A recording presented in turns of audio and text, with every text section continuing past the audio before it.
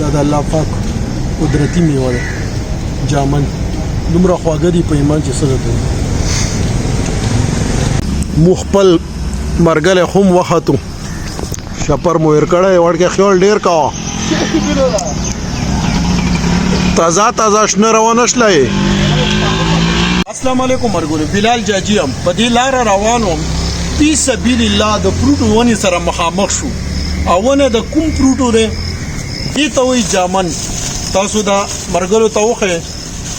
نو دا دی جامن خدا دومره نازک دي دا چې ونی نارالړ شي نو دا خراب شي د دې طریقې کار څه دی تاسو په دې ځمکه باندې وکړو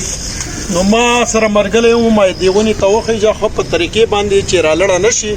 او په مزه خېخې دانی و نه راوښلو او مین مقصد څه شو د ویډیو چې تاسو په سبیل الله ونه تاسو ته ملاو شي شاخونه مماتوي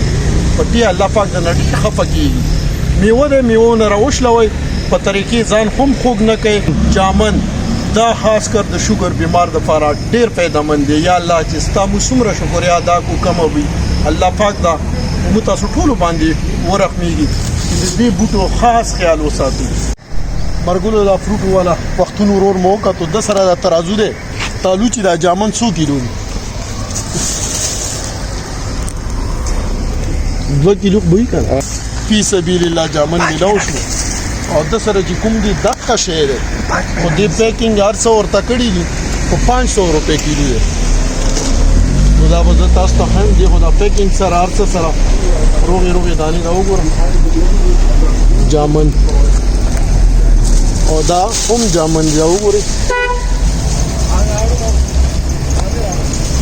شوګر د پاره ډیر پیدامند